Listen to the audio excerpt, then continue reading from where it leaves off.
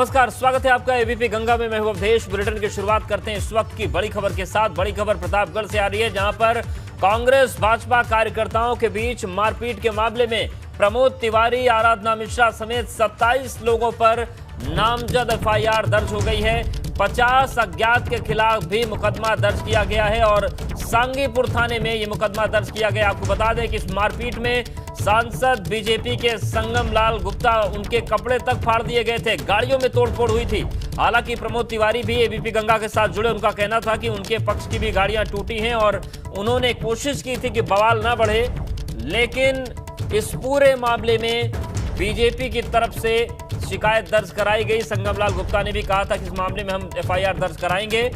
कांग्रेस भाजपा कार्यकर्ताओं के बीच मारपीट के मामले में एफआईआर दर्ज हुई है। मनोज हमारे साथ जुड़ गए। मनोज, कौन कौन सी धाराएं लगाई गई हैं और क्या शिकायत में कहा गया है? अवधेश, आपको बता दें कि प्रतापगढ़ के सांगीपुर में जो मुकदमा दर्ज किया गया है, इसमें अपराध की कोई ऐसी धारा नहीं छोड़ी गई है जिन धाराओं का इस्तेमाल नहीं किया गया है। और मुकदमा दर्ज होने के बाद प्रमोद तिवारी अपनी बेटी के साथ लखनऊ रवाना हो गए, तो वहीं भाजपा के कार्यकर्ता और नेता सड़क पर उतर आए और हाईवे पर जाम लगा दिया। लखनऊ वाराणसी हाईवे है जो पूरी तरह से जाम हो गया, जिसके चलते तमाम वाहन दूर तक खड़े नजर आए। तो वहीं कुछ देर बाद पुलिस ने रूट को डाइवर्ट करने में भलाई समझी। हालांकि इस धरने के दौरान ही कौशाम्बी से सांसद विनोद सोनकर भी धरना स्थल पर पहुंच गए और भाजपा के नेता शिव प्रकाश मिश्रा सेनानी भी धरना स्थल पर पहुंच गए और आईजी को बुलाने की मांग हो रही है कि आईजी आएं और मामले का हल निकालें। चूंकि प्रतापगढ़ के एसपी इस समय छुट्टी पर हैं, उनकी मां का देहांत हो चुका है। प्रभारी एसपी श्री प्रकाश द्विवेदी और एडिशनल एसपी पश्चिमी दोनों लोग मौके पर मौजूद रहे। हालांकि अभी तक कोई निष्कर्ष नहीं निकल सका है। जी, सूचना मिल रही है कि डिप्टी सीएम केशव प्रसाद मौर्य भी कल इस मामले को लेकर प्रतापगढ़ में आने वाले हैं। बिल्कुल। तो क्या मनोज ये माना जाए कि मामला बहुत बड़ा हो गया है और एक बड़ी सियासी रंजिश यहां से शुरू होगी? जी अवधेश, बता दें कि ये मामला इस कदर तूल पकड़ता जा रहा है कि भाजपा के प्रवक्ता भी बोल रहे हैं इस मुद्दे पर और खुलकर मुखर हो रहे हैं कांग्रेस के खिलाफ, प्रमोद के खिलाफ। और यहाँ पे भाजपाई एकजुट होते नजर आ रहे हैं। हालांकि यहाँ से एक मंत्री और एक विधायक हैं जो मौके पर नहीं गए, जो चर्चा का विषय बना हुआ है। लेकिन भाजपा के कार्यकर्ता पूरी तरह से प्रमुख के गढ़ में डेरा जमाए हुए हैं। बिल्कुल, डेरा जमाए हैं। और इस बीच एक और बड़ी खबर है, उप मुख्यमंत्री केशव प्रसाद मौर्य कल प्रतापगढ़ जाएंगे। सांसद संगम लाल गुप्ता से मुलाकात करेंगे केशव प्रसाद मौर्य। तो आप समझ सकते हैं कि मामला अब कितना बड़ा हो गया है। उप मुख्यमंत्री केशव प्रसाद मौर्य कल प्रतापगढ़ जाएंगे और सांसद संगम लाल गुप्ता से मुलाकात करेंगे केशव प्रसाद मौर्य। आपको बता दें कि एबीपी गंगा से बातचीत में सांसद संगम लाल ने कहा था कि कपड़े फाड़े गए, मारपीट की गई और उन्होंने ये भी कहा कि एक इंस्पेक्टर को भी पीटा गया। और देखिए, तस्वीरें भी आपको हम दिखा रहे हैं। अनुभव हमारे साथ जुड़ गए। अनुभव, जिस तरीके से पूरा मामला सामने आया है, केशव प्रसाद मौर्य भी पहुंचेंगे प्रतापगढ़, मतलब एक बड़ी सियासी लड़ाई का आगाज और मोर्चा खुल गया है। देखिए, बिल्कुल। और लंबे समय से अगर हम बात करें तो प्रतापगढ़ की सियासत को, खासतौर से रामपुर खास जो है, जहां से लगातार प्रमोद तिवारी जीतते आए हैं और उनकी बेटी आराधना मिश्रा मोना पहले उपचुनाव जीती थी, फिर उसके बाद वो 2017 में विधायक दोबारा बनी। तो इस गढ़ में बीजेपी में पहली बार हम कहें तो इस तरीके से जो आज विवाद हुआ है, उससे कहीं न कहीं बीजेपी ये दिखाना चाह रही है कि किस तरीके से वहां पर उनके सांसद के साथ मारपीट की गई। और यही वजह है कि अब जब चुनावी वर्ष है तो बीजेपी ये मौका खोना नहीं चाहती। जैसे ही ये अगर हम कहें पूरी घटना सामने आई, उसके तुरंत बाद उप मुख्यमंत्री केशव प्रसाद मौर्य ने सबसे पहले ट्वीट किया था, लिखा था कि दोषियों के खिलाफ कड़ी कार्रवाई के निर्देश दे दिए गए हैं। और आज वो सुबह 9:30 बजे प्रतापगढ़ पहुंच जाएंगे। देखिए, संगम लाल गुप्ता सांसद तो है, साथ ही साथ बीजेपी का जो ओबीसी मोर्चा उसके राष्ट्रीय महासचिव भी है, तो इसलिए ये काफी महत्वपूर्ण हो जाता है। विनोद सोनकर भी पहुंच गए थे, वो भी मोर्चे से जुड़े हुए हैं, सांसद भी हैं। अब उप मुख्यमंत्री केशव प्रसाद मौर्य जा रहे हैं। तो बीजेपी साफ तौर पर इस पूरे मामले को अब उठाएगी और केवल उठाएगी नहीं, हो सकता है कि इसके अलावा प्रदेश के अन्य जिलों में भी कोई प्रदर्शन कांग्रेस के खिलाफ देखने को मिले।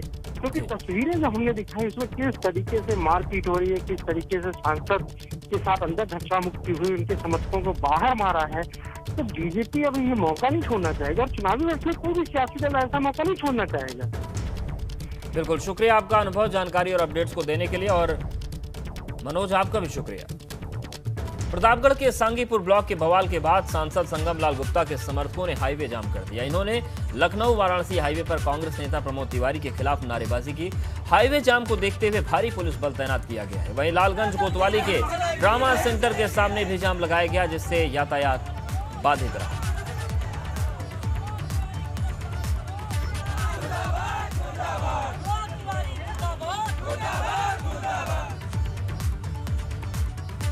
वहीं देवरिया के गौरी बाजार विकासखंड परिसर में राज्य मंत्री जयप्रकाश निषाद के बेटे विश्व विजय निषाद ने परियोजना निदेशक संजय पांडे की पिटाई कर दी। वहीं जब अधिकारी और कर्मचारी बीच बचाव करने पहुंचे तो ब्लॉक प्रमुख समर्थकों ने उन्हें भी पीटा। साथ ही मेले में मंच की कुर्सियों को भी तोड़फोड़ की।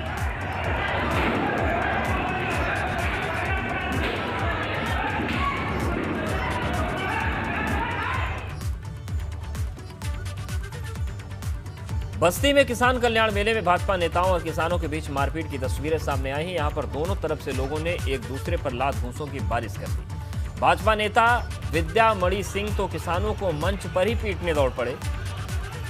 मामला साऊघाट ब्लॉक परिसर में आयोजित किसान कल्याण मेले का है। तो ये बस्ती की तस्वीरें हैं। बवाल हो गया किसान कल्याण मेले में।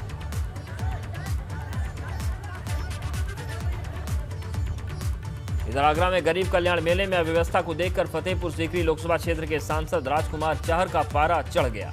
सांसद ने खंड विकास अधिकारी को फटकार लगा दी। यही नहीं, सांसद इतने नाराज हो गए कि मंच से उतरकर जनता के साथ बैठ गए। वीडियो को दिन भर बिना पंखे के रहने की बात कही। पानी तक की व्यवस्था नहीं की गई। उन्होंने कहा कि अगर ऊपर तक बात गई तो आपकी नौकरी खतरे में आ जाएगी। फतेहपुर सीकरी लोकसभा क्षेत्र से सांसद हैं राजकुमार चाहर। हम लोग यहाँ इतनी दूर बैठा दिए हैं, ऐसे थोड़ी होता है। आप उसी वहाँ बैठ जाएंगे।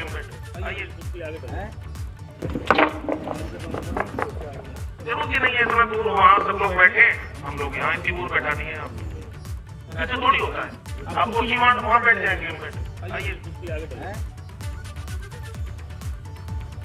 इधर आज बाघंबरी मठ में सीबीआई की टीम 3 घंटे तक मौजूद रही और बाघंबरी मठ में सीबीआई ने बलबीर गिरी से पूछताछ की। बंद कमरे में तकरीबन 1.5 घंटे तक पूछताछ की गई। 20 से ज्यादा सवाल पूछे गए हैं, यह भी जानकारी मिल रही है। और सवालों को लेकर पूछताछ हुई। बाघंबरी मठ में ही बलबीर गिरी से सीबीआई की पूछताछ हुई है। महंत नरेंद्र गिरी का शव उतारने और दरवाजा तोड़ने वाले शिष्यों के भी बयान दर्ज हुए हैं। तो सीबीआई आज से पूरे एक्शन में है। आज बाघंबरी मठ पहुंची सीबीआई की टीम और तमाम चीजें देखी गई।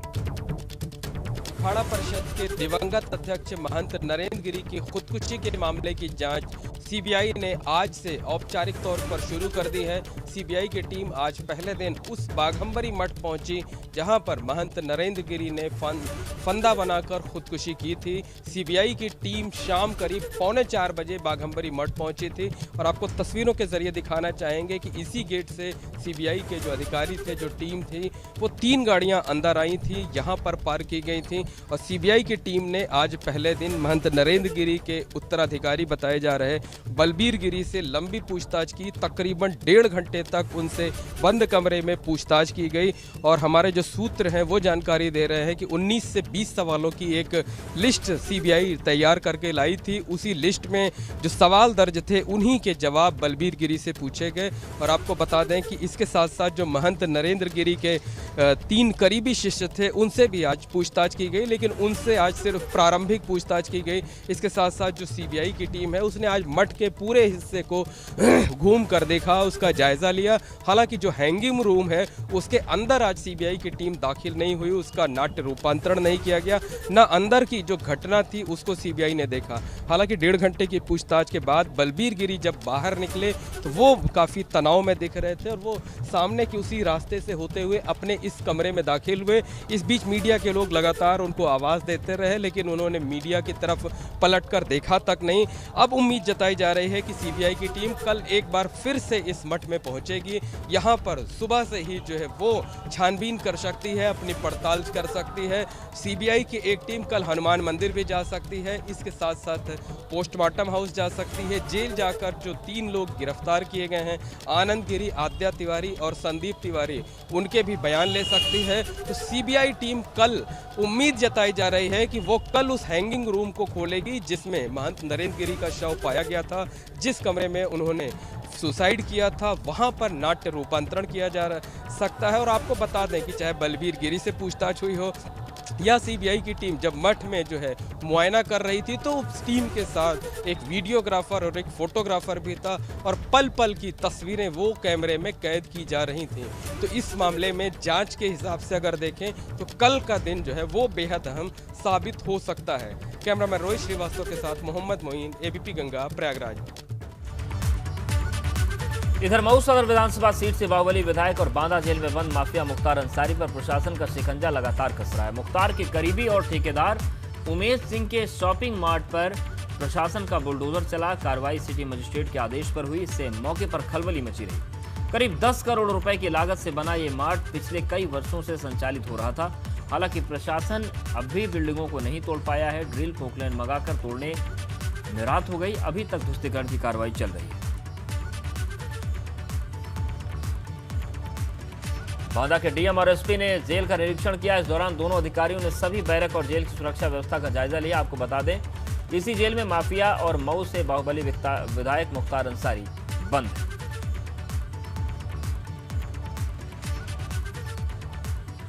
इधर सहारनपुर में टॉप 10 अपराधी ने पुलिस थाने में आत्मसमर्पण कर दिया है। यही नहीं, अपराधी सीओ देवबंद रजनीश उपाध्याय के सामने हाथ खड़े करके अपने गुनाहों की माफी मांगने लगा। बदमाश बोला कि वो गांव उमाही का रहने वाला है और गैंगस्टर का मुलजिम हूं। आज के बाद कोई अपराध नहीं करूंगा। आरोपी अनीस पर 12 मुकदमे दर्ज है। आज के बाद कोई गुनाह नहीं करने का, अपना कानून का बंदे। आज के बाद कोई अपराध नहीं करने का। मुझे पुलिस से बहुत डर है। गैंगस्टर का मुलजिम हूँ मैं, उमाही का रहने वाला हूँ। मैं आज के बाद कोई गुनाह नहीं करने का, अपना कानून का बंदे। अब आगरा से बात करते हैं, जहां पर बाजार से अतिक्रमण हटाने गई प्रशासन की टीम पर व्यापारियों से बदसलूकी का आरोप लगा है। व्यापारियों के साथ समाज सेवियों से भी बदसलूकी हुई। इससे पहले भी कई स्थानों पर आम जनता से बदसलूकी हो चुकी है। अतिक्रमण हटाने के नाम पर बदसलूकी का सिलसिला आगरा में दिखता रहता है और एक बार फिर से ये बदतमीजी देखने को मिली। झांसी के एसएसपी शिवहरी मीणा अपने जुझारूपन के लिए जाने जाते हैं। हत्या के एक मामले में तहकीकात करने के लिए जब रास्ता ठीक नहीं दिखा तो वापस नहीं लौटे। ट्रैक्टर में सवार होकर वो आगे बढ़े और पड़ताल करके ही वापस लौटे। देखिए तस्वीर में आपको दिख रहे हैं आरपीजी में आपको ये मीणा, एसएसपी शिवहरी मीणा, और ट्रैक्टर में वो बैठ गए, जो उनके साथ सिपाही थे वो ट्रॉली में बैठ गए और उसी से गाँव पहुँचे और जाँच करने के बाद ही वापस लौटे।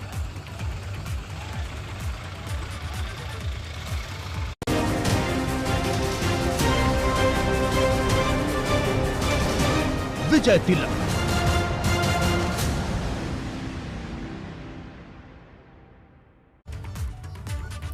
एआईएमआईएम अध्यक्ष असदुद्दीन ओवैसी ने प्रयागराज का दौरा किया। इस दौरान एबीपी गंगा के ब्यूरो चीफ वीरेश पांडे के साथ बातचीत में असदुद्दीन ओवैसी ने माफिया अतीक अहमद, मुख्तार अंसारी और भाजपा समेत तमाम मुद्दों पर बात की। ओवैसी ने कहा कि अतीक अहमद और मुख्तार अंसारी बाहुबली नहीं।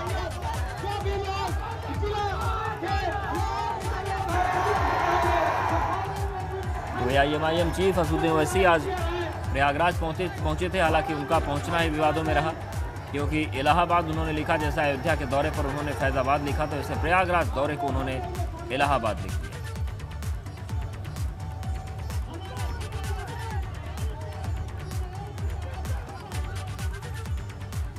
तो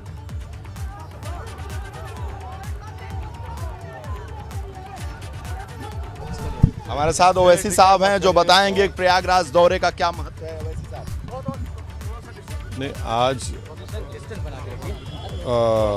2022 में जो उत्तर प्रदेश के विधानसभा चुनाव होने जा रहे हैं, उस सिलसिले में तैयारी की एक कड़ी है। और आज हम इलाहाबाद प्रयागराज में हैं। कल कानपुर में जाएंगे। सारी बंधुओं की चाहत है, अतीक अहमद के परिवार को शामिल कर लिया आपने। ऐसे कितने माफियाओं और तथाकथित माफियाओं को सुनिए, जितने मुख्तार साहब की बात कर रहे हैं ना आप, वो भी उनसे कोई बात नहीं हुई है। अब जहाँ तक माफिया की आप बात कर रहे हैं, तो बीजेपी में 100 विधायक हैं, उनको क्या लोकप्रिय नेता बोलेंगे आप? उनको तो लोकप्रिय नेता नहीं कह सकते ना, अभी आप कहना चाहेंगे। गुजरात था, लेकिन क्या आप बांदा जाएंगे मुख्तार से? अभी तक तो ऐसा कोई प्लान नहीं बना है, अगर बनेगा तो बता देंगे आपको। मुसलमान तो वोट दिया ना आपको पार्लियामेंट के इलेक्शन में, डेटा है कि 75% मुस्लिम्स ने सपा को और बीएसपी को वोट दिया, 70% हिंदू भाइयों ने बीजेपी को, मोदी को वोट दिया। ये नहीं कहते ये बात हमको देखकर कहेंगे तो ये इनका एक हिपोक्रेसी है, ये अपॉर्चुनिज्म है जो अब नहीं चलने का है। पहल के हम तो आपसे कह रहे हैं, मीडिया में कह चुके हैं, कई मर्तबा कह चुके हैं, तो हम तो कह रहे हैं। अब वो उनको, अब आपको उनसे पूछना चाहिए। आप उनसे पर्टिकुलरली पूछिए कि ओवैसी ने कहा कि वो आपसे बातचीत करने तैयार है, आप क्यों नहीं करते बातचीत? पूछिए उनसे। वहीं प्रयागराज दौरे पर असदुद्दीन ओवैसी के काफिले और सभा स्थल पर विरोध की तस्वीरें सामने आई। यहां पर एक संगठन के कार्यकर्ताओं ने झूसी इलाके के शास्त्री ब्रिज पर AIMIM प्रमुख असदुद्दीन ओवैसी के काफिले को रोका और काला झंडा दिखाने की कोशिश की।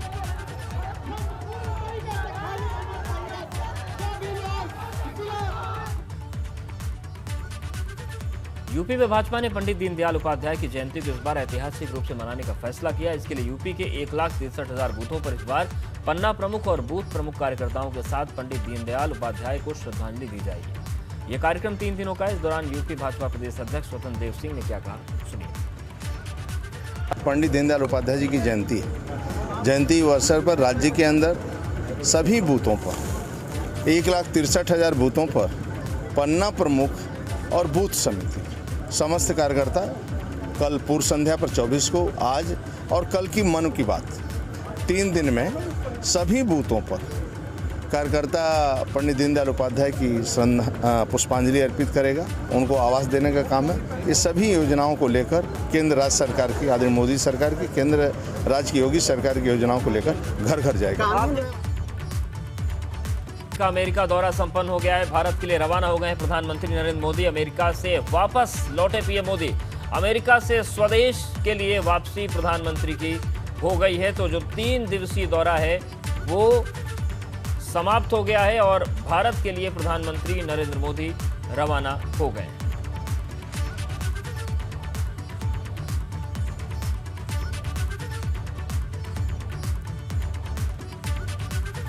इससे पहले प्रधानमंत्री नरेंद्र मोदी ने संयुक्त राष्ट्र महासभा के 76वें सत्र को संबोधित किया। इस दौरान उन्होंने कई अहम बातें कही। पीएम ने कहा कि ये भारत के लोकतंत्र की ताकत है कि जो कभी एक रेलवे स्टेशन की स्टॉल पर अपने पिता की मदद करता था, वो आज चौथी बार भारत के प्रधानमंत्री के तौर पर UNGA को संबोधित कर रहा है।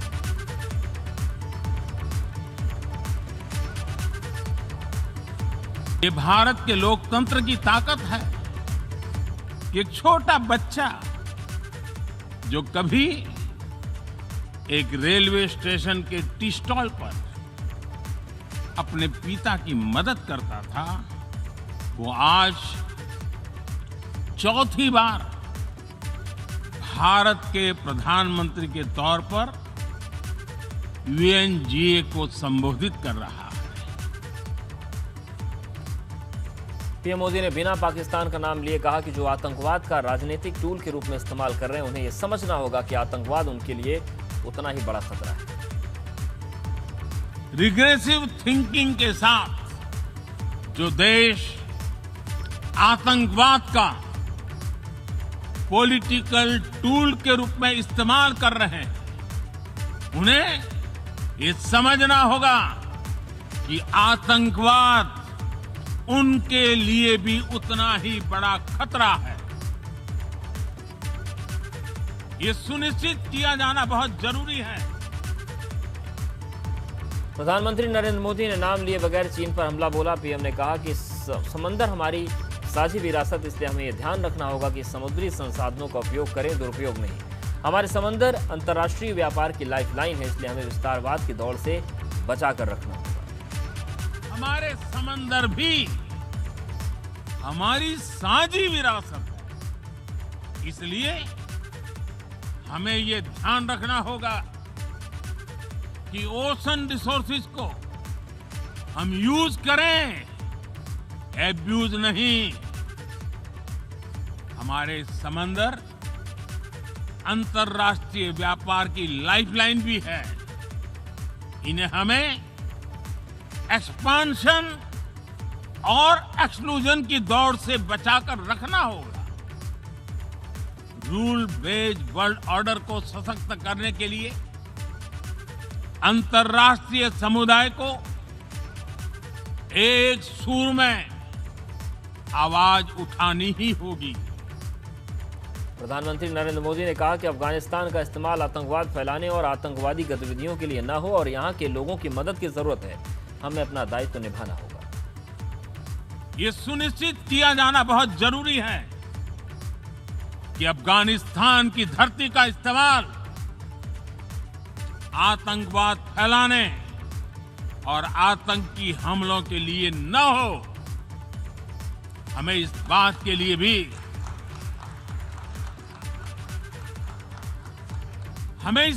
लिए भी सतर्क रहना होगा कि वहां की नाजुक स्थितियों का कोई देश अपने स्वार्थ के लिए एक टूल की तरह इस्तेमाल करने की कोशिश न करें।